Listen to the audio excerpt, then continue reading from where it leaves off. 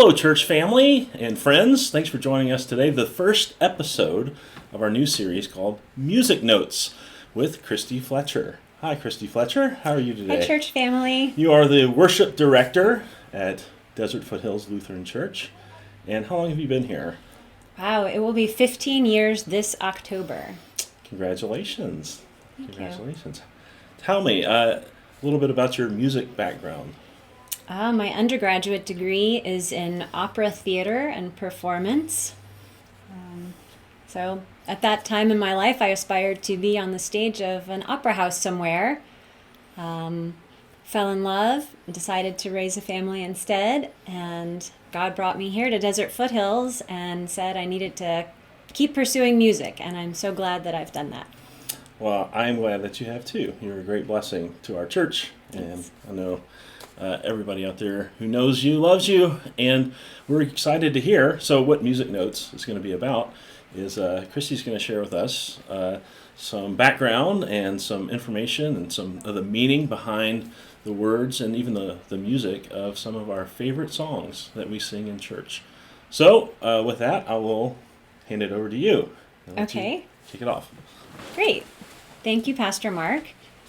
I just want to share with you some information about the backstory on some of my favorite hymns and talk a little bit about some of the musical elements that may make the hymn unique or may make it feeling for you. I truly believe that music, whether it's with words or without, is God's universal language. It has a way to touch people and bring people together, and I find that just so inspiring, and it's just a beautiful work of art that God gave us.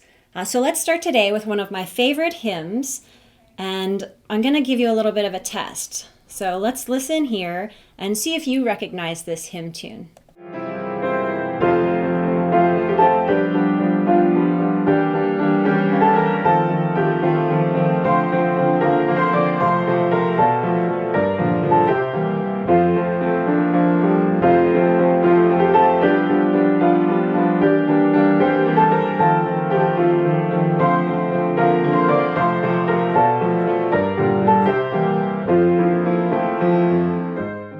So, I bet some of you think, wow, that sounds so familiar, but something's not quite right. I just can't come up with the name of that tune.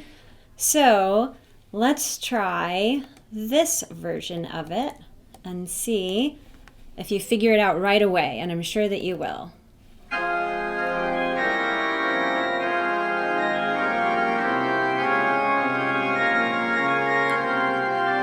we go. Whoops, not quite.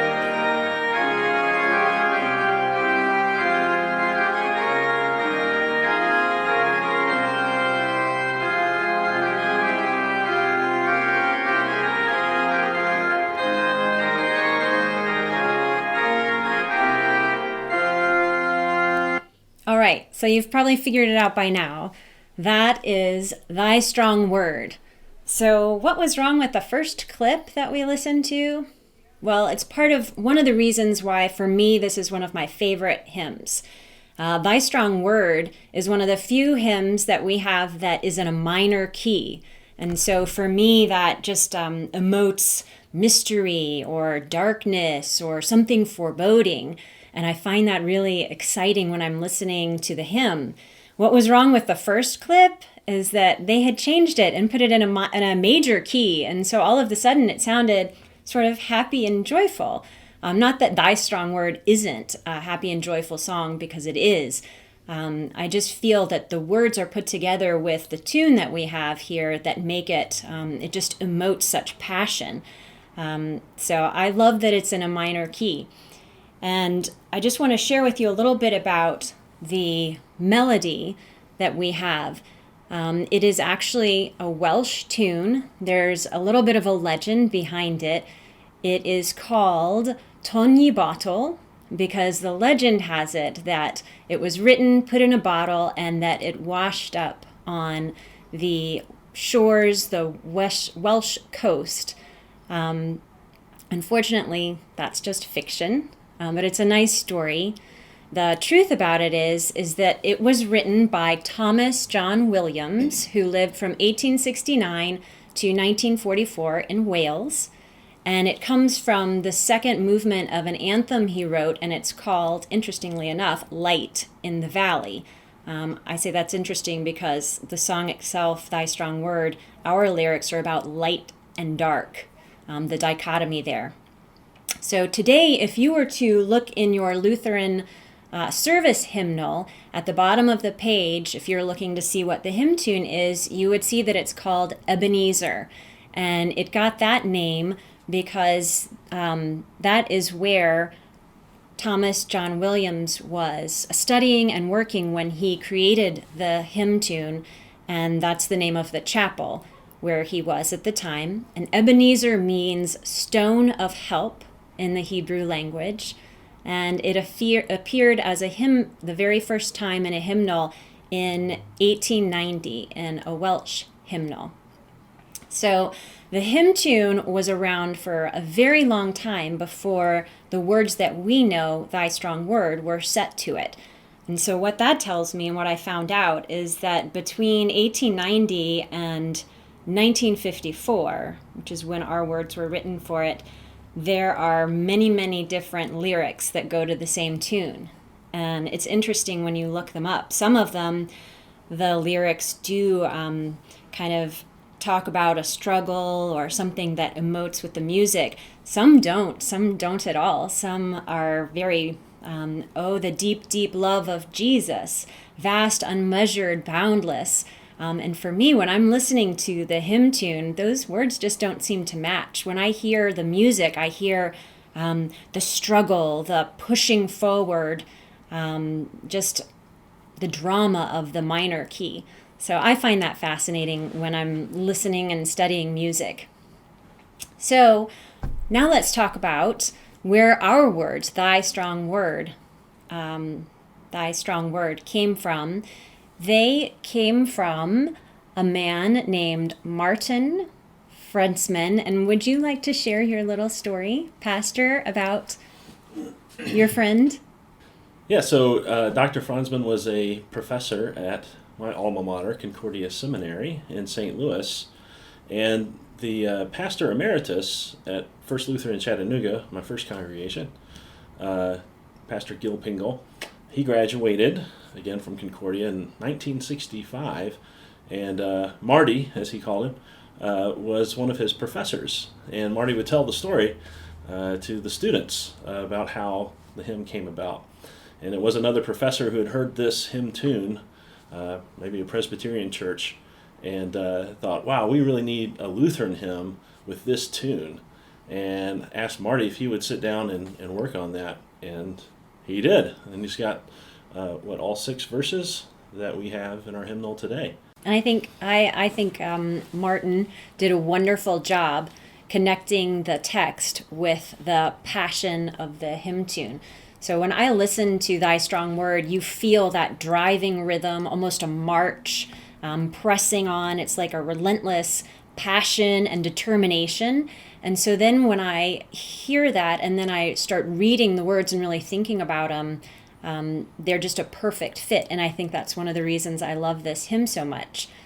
So I'll talk a little bit about specific verses and what they mean. But Thy Strong Word, what he wrote, what Martin Franzmann wrote, really complement the tune, Ebenezer. So in the first verse, we've got a text, the verse text, it talks about, did cleave the darkness. We're reminded that God is omnipotent, the supreme ruler who spoke creation into being. And I just think about, when we're thinking about how our creation started, I think about, the mystery of it, the excitement of it, and what God was doing, and that minor key, and that emotes that mystery there. It goes on to talk about creating the earth, giving it light, and ordering the seasons. These words match the tune, and it's marvelous and mysterious and exciting all at once. And then the driving rhythm, for me, shows God's relentless pursuit of the love he has for his people. And over again throughout the Bible, it talks about his passion, and he is constantly pursuing us. And I get that in the driving rhythm of this song. In the second verse, Franzman talks about those who dwell in darkness, dark as night and deep as death. That's heavy stuff. Again, hence the minor key works so well. But then he goes on to say that God broke the light of our salvation. He breathed thine own life-giving breath to create us. How amazing. How amazing is that? The third verse, God speaks of his aspirations for us, his creations. He bespeaks us righteous, bright within thine own holiness. It's hopeful. It's hopeful as we, and he even uses the words, Franzman does, we press towards glory. Again, that persistence and that unrelenting love. The fourth verse talks about the cross. From the cross thy wisdom shineth, breaketh forth in conquering might. From the cross forever beameth all thy bright redeeming light. Which is what Paul is actually talking about in 1 Corinthians, first chapter, verse 18, when he talks about the message of the cross is foolishness to those who are perishing, but to us who are being saved, it is the power of God. What God gave for us so that we would one day be with him, Jesus conquered death. And again, that's mystifying, it's magical, and God's passion just keeps marching on for his pursuit for us to be with him. What a beautiful light that now has come from this darkness of our sin. And Franzman captures the stark reality of sin and death, as well as life and salvation, in a manner kind of reminiscent of Martin Luther, to whom light and dark dichotomy there was always suggestive of the great battle between our Christ, the victorious Christ, and Satan, the prince of this world, who walks around creating trouble for us here.